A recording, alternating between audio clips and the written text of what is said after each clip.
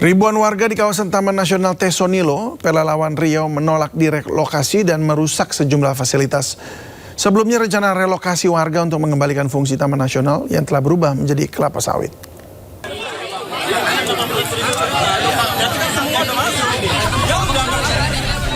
Meski dijaga puluhan aparat TNI, ratusan warga yang tinggal di dalam kawasan Taman Nasional Tesonilo Pelalawan Riau tetap merusak sejumlah fasilitas di kawasan TNTN.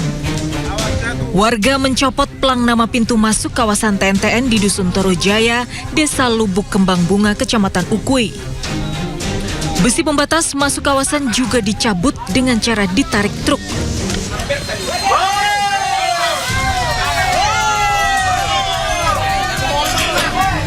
Perusakan fasilitas negara ini dipicu protes warga yang menolak direlokasi keluar dari dalam Taman Nasional Tesonilo.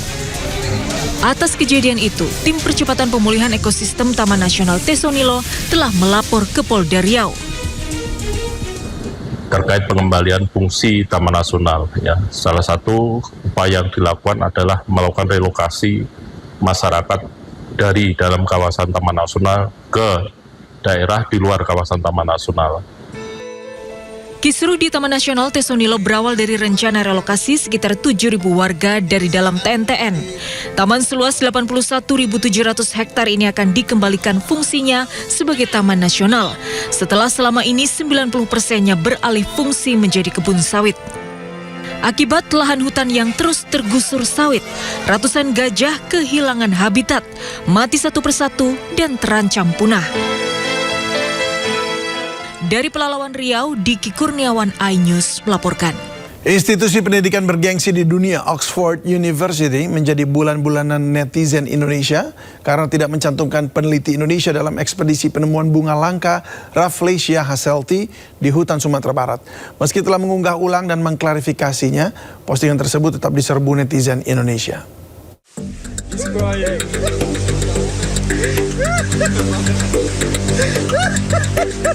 Tangis haru terjadi saat peneliti Indonesia Septian Andriki bersama peneliti Oxford University Chris Thorogood menemukan bunga langka Rafflesia hasselti di tengah hutan Sumber Kudus, Sumatera Barat.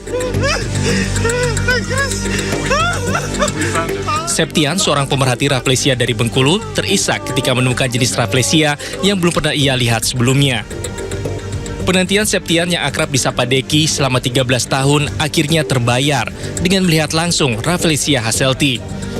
Momen haru ini dibagikan Chris Thorogood yang juga ahli tumbuhan parasit di akun media sosial X pribadinya. Momen penemuan bunga langka ini juga diunggah akun media sosial Oxford University. Dalam narasinya, mereka hanya menuliskan nama Chris Thorogood sebagai penemu bunga. Unggahan ini kemudian memicu reaksi keras dan mendapat kecaman dari netizen Indonesia lantaran nama peneliti Indonesia tidak ditulis dan diapresiasi. Protes keras juga datang dari mantan Gubernur Jakarta Anies Baswedan. Dalam komentarnya di unggahan tersebut, Anies menuliskan komentar tajam. Anies menggunakan istilah non-playable character atau NPC, istilah dalam dunia game yang merujuk pada karakter figuran yang tidak penting. Anies pun meminta kepada Oxford University untuk menyebutkan nama-nama peneliti Indonesia yang ikut dalam ekspedisi. Usai diserbu netizen Indonesia, Universitas Oxford kemudian mengunggah ulang video penemuan bunga berikut narasinya yang telah memasukkan nama peneliti Indonesia Septian Andriki sebagai penemu.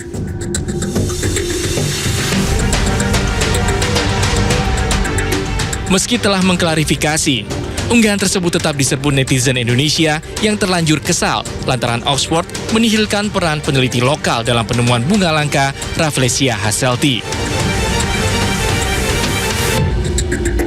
Kemacetan panjang terjadi di Jalan Cinere Raya, Kota Depok, Jawa Barat, imbas pembangunan proyek gorong-gorong. Pengendara terjebak macet 1 jam lebih, bahkan anak-anak terhambat ke sekolah gara-gara kemacetan parah. Kamu antri nggak bisa jalan, kalau nggak antri nggak jalan. Bocah SD ini hanya bisa terdiam, bingung melihat kemacetan parah di depannya. Ia pasrah tidak bisa sampai ke sekolah karena kemacetan panjang di Jalan Cinere Raya, Depok. Menurut warga, kemacetan di depan Mall Cinere ini sudah terjadi beberapa hari, imbas pembangunan proyek gorong-gorong untuk mengatasi banjir. Bahkan sistem kontraflow yang diterapkan malah memperparah kemacetan hingga 2 km di kedua arah. yaitu dari arah Depok menuju Jakarta maupun arah sebaliknya. Padahal kontraflow ini rencananya diberlakukan hingga 23 Desember mendatang. Dari pagi sama jam pulang kerja, berangkat kerja sama pulang kerja. Dari kapan sih Bang? Itu dari tanggal 17 sampai rencananya sampai kapan? Di pelangnya sih cuma tanggal 30. Tapi ada kalau pagi atau pas macet ada petugas nggak sih Bang? Ada. Tapi cuma beberapa doang. Cuma beberapa. Dari mana Bang? Ini dari Polsek Cinere. Kemacetan di kawasan ini terjadi setiap waktu pada jam sibuk seperti pagi hari. Kemacetan juga terjadi hingga ke jalan perumahan warga atau ganggang lantaran pengguna jalan berebut untuk mendapat akses jalan alternatif. Untuk mengurangi kemacetan, polisi membuka jalur kontraflow untuk sepeda motor. Puluhan personel gabungan polisi dan Dishub disiagakan di sekitar simpul macet. Dari Depok, Jawa Barat, Iyung Rizky, iNews melaporkan. Polisi hari ini melakukan penyisiran untuk mencari kerangka Alvaro di Jembatan Cilalai, Kecamatan Tenjo, Bogor. Dan hasilnya petugas menemukan bagian tubuh yang diduga tulang rahang bawah.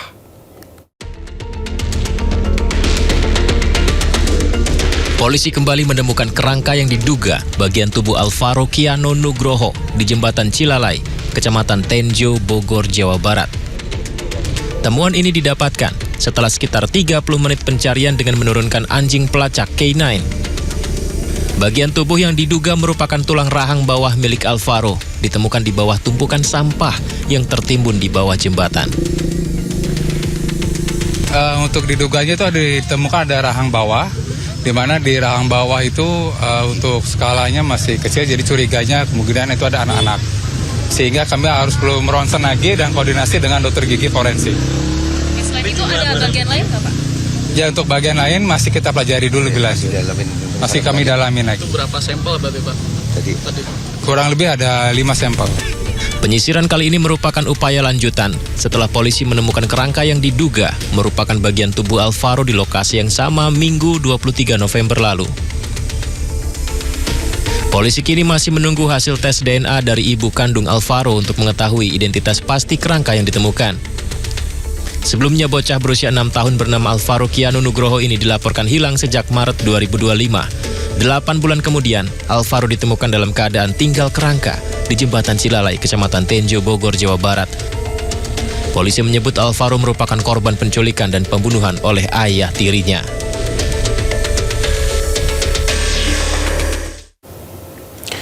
Tiba di rumah duka, ibu Alvaro yang bekerja di Malaysia tak kuasa menahan tangis mengetahui anaknya tewas dianiaya suaminya yang juga ayah tiri Alvaro. Polisi kini fokus berikan trauma healing pada keluarga Alvaro.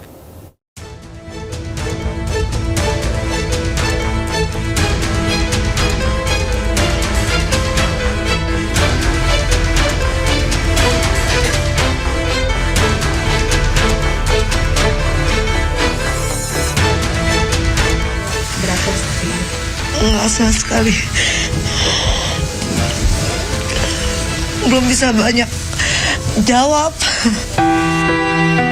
Tangis ibu kandung Alvaro Kiano Nugroho pecah di rumah duka yang berlokasi di kawasan Bintaro, Pesanggerahan, Jakarta Selatan. Arum tiba di rumah duka sekitar pukul 9 malam didampingi Kapolsek Pesanggerahan.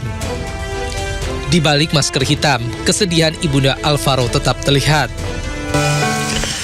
Belum bisa banyak jawab. Ya. Itu aja. Makasih banyak ya. Untuk lain-lainnya nanti tanyain ke pihak polisi aja. Sementara itu, AKP Syala Syah Alam Kapolsek Pesanggerahan menyebut pihak Polsek saat ini fokus kepada trauma healing pihak keluarga dari Alvaro, bocah yang 8 bulan hilang dan ditemukan sudah menjadi kerangka di kawasan Tenjo. Kami biar fokus buat trauma healing kepada pihak keluarga untuk penegakan hukumnya nanti biar dari Polres Metro Jakarta Selatan termasuk Pak Kabid Humas nanti yang lebih detail. Itu. Ya, pokoknya semuanya nanti runtutannya semua ada di Pak Kabid Humas yang nanti bisa lebih detail menjelaskannya. Segera mungkin, pasti segera mungkin. Dari pihak kepolisian sangat memprioritaskan hal ini, dipastikan diutamakan. Nanti untuk semuanya terkait penanganan seperti apa itu di Polres Metro Jakarta Selatan dengan Pak Kasat Reskrim nanti mungkin lebih detailnya Pak Kabid Humas akan menjelaskan seperti itu. Kalau syok pasti ya, Syok itu pasti, namanya kehilangan orang yang paling disayang. Jadi kami fokus untuk melakukan pendampingan, memberikan trauma healing kepada pihak keluarga. Seperti itu. Nanti kami dari psikologi dari Polres, dari Polda, dari Dokes Polres, Polda juga melakukan pendampingan. Kini Ibu Alvaro diminta untuk menyerahkan sampel DNA guna mencocokkannya dengan jenazah Alvaro. Sementara Muhammad Reza yang merupakan saksi pelapor pembunuhan Alvaro Kiano mendatangi rumah duka untuk menemui ibu, kakek, dan nenek Alvaro. Ia datang dengan tujuan untuk berbelasungkawa dan menjelaskan kronologi awal saat mengetahui kejadian, hingga pada akhirnya ia berani untuk melaporkan kejadian tersebut kepada pihak kepolisian. Oh iya dong, saya membawa bukti-bukti. Setelah keduanya saya membawa saksi. Bukti apa yang Bapak bawa? Rekaman. Rekaman pembicaraan Bapak dengan ART Bapak? Sama anak-anaknya yang diceritain. Anaknya ART saya yang diceritakan. CCTV mungkin ada Pak? CCTV ini tidak ada. Ya, itu. Ya dari bukti-bukti kecil itu terungkaplah siapa pelakunya dan jenazah di mana. Reza juga menyampaikan bahwa pada saat melaporkan kejadian, ia membawa bukti berupa rekaman kesaksian anak ART-nya. Tim Liputan iNews melaporkan. Polisi membenarkan Alex Iskandar, ayah tiri Alvaro Kiano Nugroho, jadi tersangka pembunuhan. Alex Iskandar meninggal dunia di tahanan setelah ditetapkan tersangka.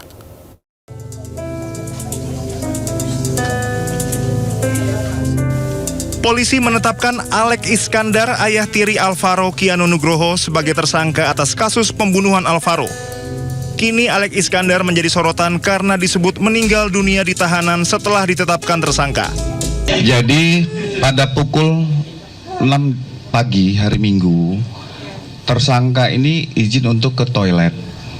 Jadi seolah dia sudah buang air di celana. Pertama dia menggunakan celana pendek yang diberi oleh penyidik, karena tidak boleh menggunakan celana panjang. Karena celana pendek itu kotor, dia minta untuk diganti dengan celana panjang. Pada saat di ruang konseling, lebih kurang berkisar dari pukul 6.30 sampai dengan 8 atau jam 9 pagi, ditemukan oleh rekannya tadi, yaitu inisial G. Melalui saksi kunci dilihat dari pintu, itu ada bilah kaca di tengah, melihat tersangka sudah dalam posisi menghilangkan nyawanya dengan cara gantung diri. Tugimin, kakek Alvaro Kiano Nugroho, mengungkapkan usai ditangkap pada Rabu malam 19 November, Alex dinyatakan meninggal dunia di Polres Metro Jakarta Selatan pada Senin pagi 24 November. Ya, pelakunya sendiri ternyata setelah ini adalah ayah tirinya, dan bahkan sekarang udah bunuh diri, itu meninggal. Itu di Polres Jakarta Selatan. Alex Iskandar itu sebetulnya orangnya baik ya, orangnya kalau menurut saya baik, tadinya itu baik. Kalau datang ke sini sopan, cium tangan, segala macam.